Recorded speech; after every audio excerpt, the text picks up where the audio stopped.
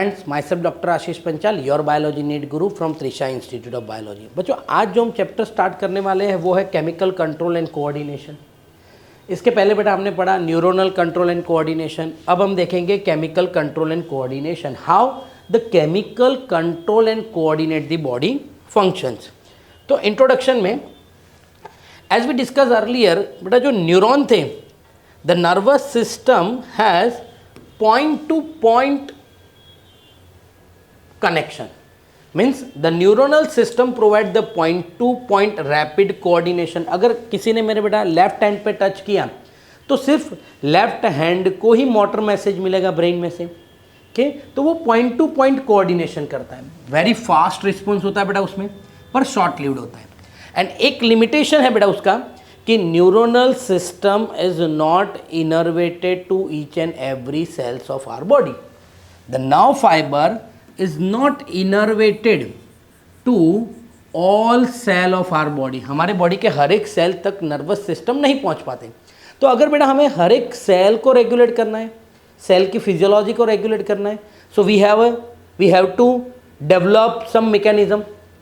तो उसके लिए हमारे पास बेटा एक स्पेशल सिस्टम है, उसको हम बोलते हैं chemical control and coordination. A special kind of coordination and integration is provided by hormone। Hormone जो है बेटा वो special type of coordination provide करते हैं। अब क्वेश्चन होगा सर हार्मोन क्या है? तो हार्मोन्स बेटा एक केमिकल है जो नॉन न्यूट्रिएंट केमिकल बोलते हैं। वो न्यूट्रिएंट नहीं है, न्यूट्रिएंट होते बेटा तो वो बॉडी उसको यूज़ कर लेते हैं, that's why it is non nutrient chemical. और उसका काम क्या है? Which act as a intercellular messenger. बेटा मतलब एक सेल में से दूसरे सेल में मैसेज कन्वे करता है and release in very trace amount. कहाँ से रिलीज होते हैं? तो they are release from the endocrine gland, ductless gland.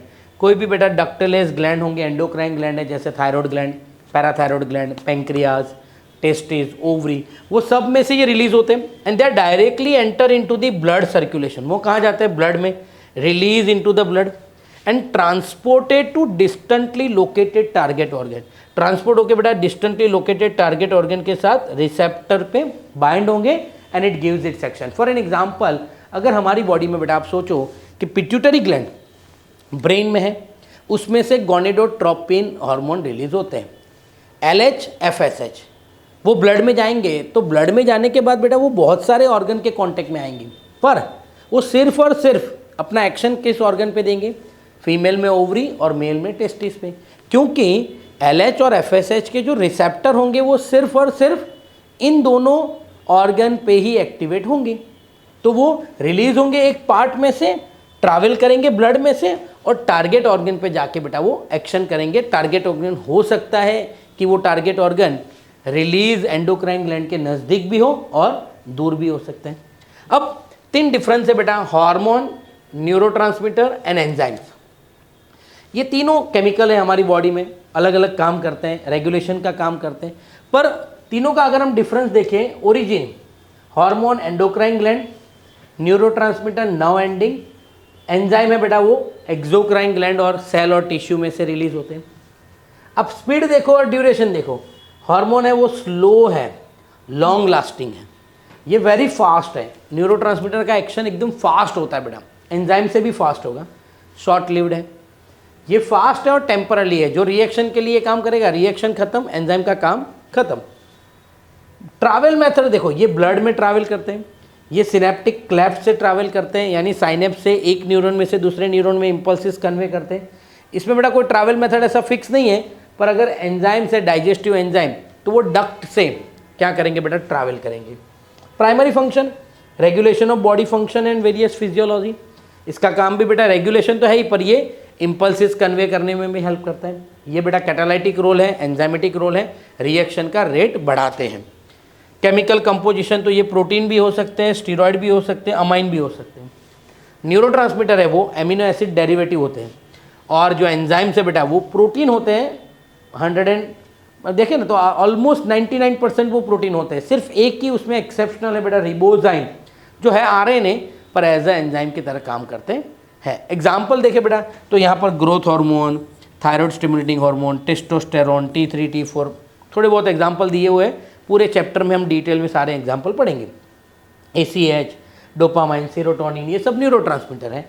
और डाइजेस्टिव एंजाइम जो है बेटा वो हमारे बॉडी में डाइजेशन के लिए हेल्प करते हैं, वो सारे एंजाइम्स। ऐसे बहुत सारे रेस्पिरेटरी एंजाइम भी है, हमने ग्लाइकोलिसिस भी पढ़ा तो उसमें भी बहुत सारे एंजाइम थे।